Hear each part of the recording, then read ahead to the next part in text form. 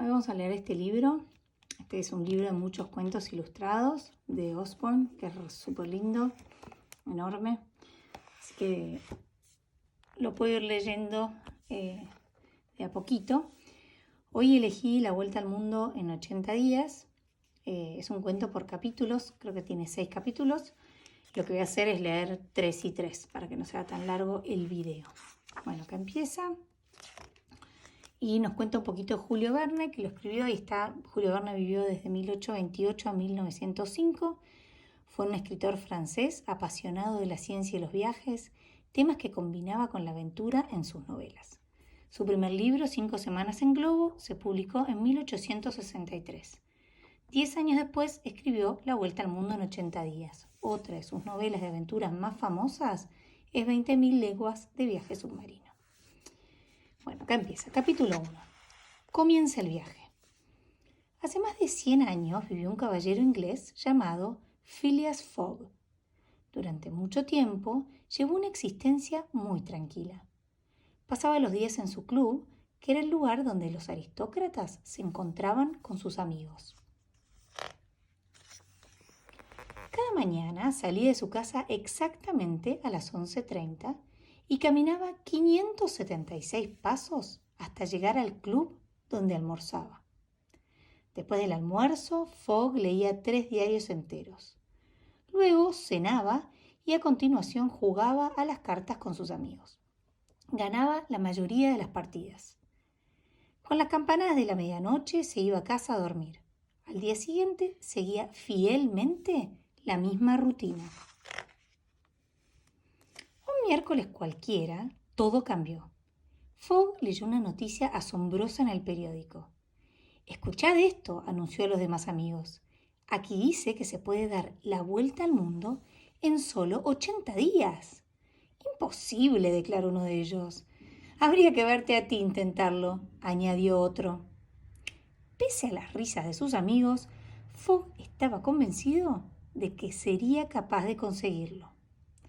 «Os apuesto 20.000 libras a que doy la vuelta al mundo en 80 días o menos».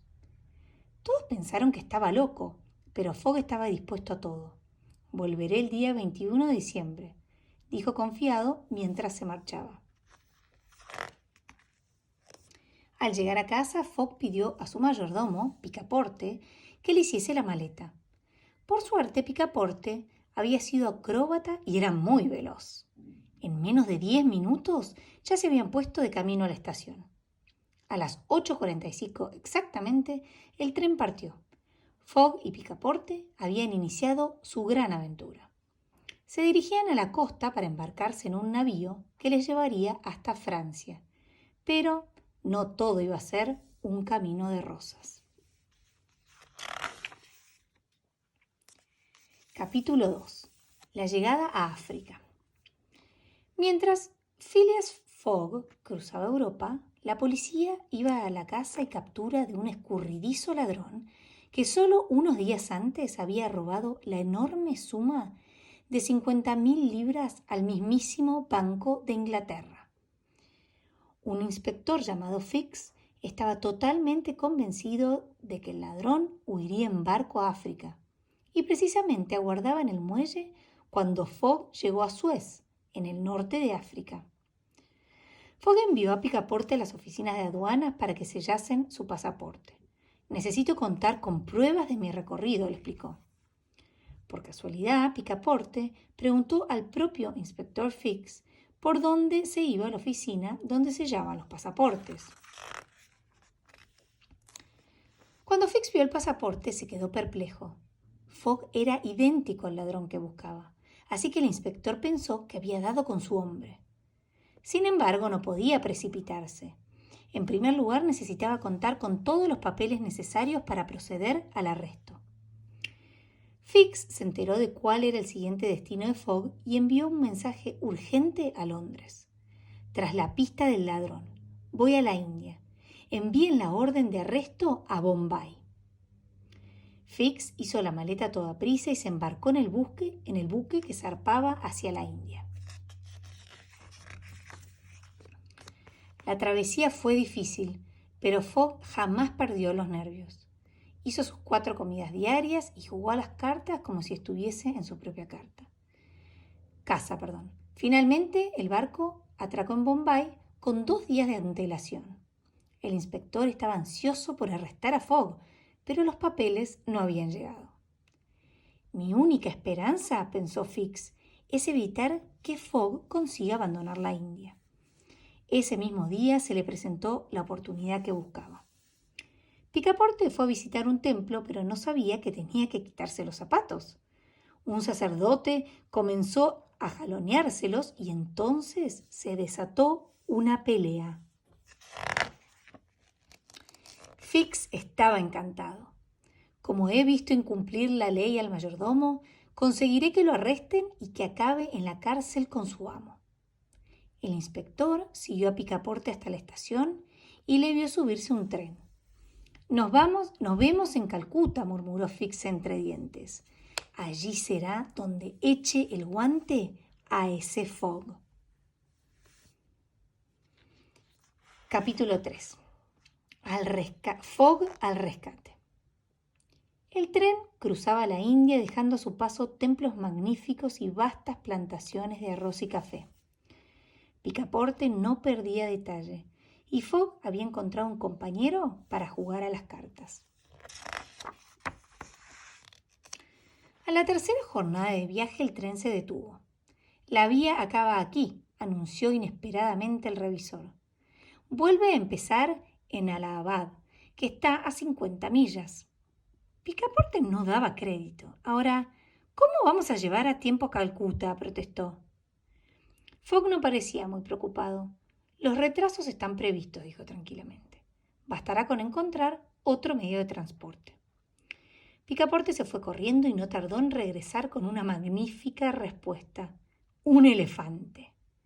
El elefante era caro, pero a Fogg no le importaba e incluso invitó a su compañero de juego a que viajase con ellos. Contrataron un guía y media hora más tarde avanzaban por la jungla. Picaporte iba agarrado a las orejas del elefante y disfrutaba como un niño. De vez en cuando le daba un terrón de azúcar al inmenso animal. Viajaron durante horas a través de bosques de palmeras y llanuras desérticas. Esa noche acamparon en una casa en ruinas. A las 6 de la mañana volvieron a partir tras desayunar unos plátanos recién recolectados. Cuando estaban a punto de dejar atrás la jungla, oyeron música y cánticos. Provenían de una procesión que avanzaba serpenteando entre los árboles. En mitad del gentío, un grupo de guerreros llevaba a cuestas el cadáver de un príncipe. Detrás de ellos, 2 sacerdotes arrastraban a una hermosa muchacha. Picaporte se asustó. «¿Qué hacen?», gritó. «Es la costumbre», explicó el guía. «Cuando un príncipe muere, su esposa también debe morir para hacerle compañía en el cielo. Mañana la princesa Audra morirá quemada junto a su esposo». Picaporte estaba horrorizado. Hasta el mismo Fogg, que jamás se inmutaba, parecía afectado. «Vamos con 12 horas de adelanto», comentó. «Tenemos que salvarla». Al anochecer, la procesión llegó a un pequeño templo donde la princesa quedó recluida. Cuando ya todo parecía perdido, a Picaporte se le ocurrió una idea genial. A la mañana siguiente obligaron a la princesa Aouda a tumbarse junto a su difunto marido. Los sacerdotes encendieron una pira enorme ante la atenta mirada de la multitud. De repente, algunos de los asistentes se postraron al ver que el príncipe muerto se había incorporado. La fantasmal figura se levantó entre el humo, levantó en volandas a la princesa Audra y se ocultó en la espesura de la jungla. «¡Huyamos!», gritó el fantasma. En realidad se trataba de Picaporte, que se había disfrazado de príncipe. Fogg y su amigo salieron tras él como una exhalación, esquivando las balas y las flechas mientras corrían a ponerse a salvo.